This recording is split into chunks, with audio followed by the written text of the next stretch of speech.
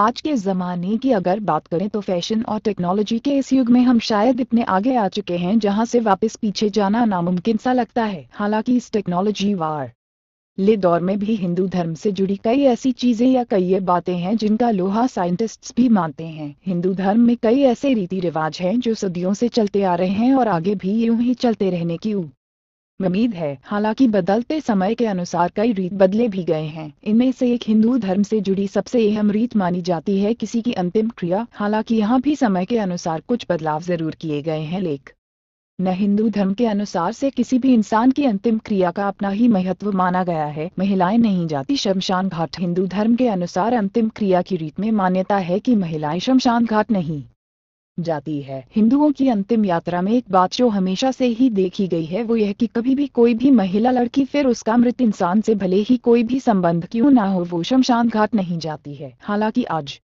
के समय में कई लोग मॉडर्न बनने की चाह और कई मामलों में मजबूरी में ही सही, लेकिन महिलाओं को शमशान घाट ले जाने में कोई आपत्ति नहीं समझते हैं। जान लीजिए आखिर क्यों नहीं जाती महिलाएं शमशान घाट। महिलाएं शमशान नहीं जाती ये बात तो सभी जानते हैं, लेकिन महिलाएं शमशान आखिर क्यों नहीं जानती, इसका एक अलग ही तर्क है। दरअसल ये माना जाता रहा है कि किसी भी महिला का दिल एक आदमी के दिल से काफी कोमल होता है। इसलिए माना जाता है कि अगर कोई महिला गलती से भी शमशान घाट पर जाकर अंतिम संस्कार के समय रोने लगे या डर जाए तो मृतक की आत्मा को शांति नहीं मिलती है, और इसी के चलते आमतौर पर महिलाओं को कहा जाता है कि वो शमशान घाट नहीं जाए।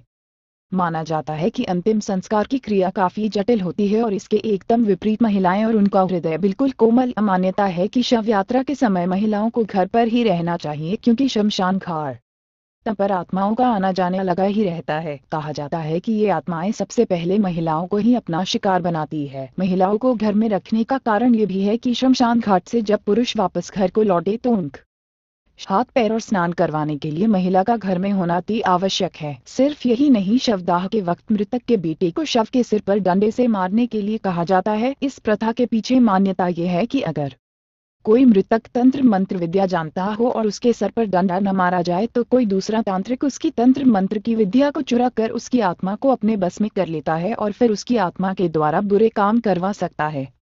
अंतिम संस्कार में शामिल होने के बाद पुरुषों को मुंडवाने पड़ते हैं अपने बाल, ऐसा ना हो इसलिए शव के शरीर पर डंडा मारने की प्रथा है। हिंदू रीति रिवाजों में अंतिम संस्कार करने के बाद सर को मुंडवाने का भी चलन है। यह सर मृतक में परिवार में मौजूद सभी पुरुषों के लिए अनिवार्य माना जाता है। वहीं दूसरी तरफ हिंदू धर्म में महिलाओं के बाल काटने की संस्कृति नहीं है, इसलिए महिलाओं को अंतिम संस्कार की किसी भी क्रिया में शामिल नहीं किया जाता। हिंदू धर्म में भगवान राम के नाम का बड़ा महत्व है। कहते हैं कि 3 बार इस नाम का जप भगवान के नाम का 1000 जप करने के बराबर फलदायी होता है। इसलिए ही जब किस को अंतिम संस्कार के लिए ले जाया जाता है तब लोग राम नाम सत्य है कहते जाते हैं। राम नाम सत्य है का मतलब के अर्थ सत्य भगवान राम का नाम है। यहाँ राम ब्रह्मात्म यानी कि सर्वोच्च शक्ति की अभिव्यक्ति करने के लिए निकलता है। इस दौरान सांस विहानी यानी कि मृत शरीर का कोई अर्थ नहीं रह जाता है। आत्मा सब कुछ छोड़कर भगवान के पास चली जाती है। यही परम सत्य है।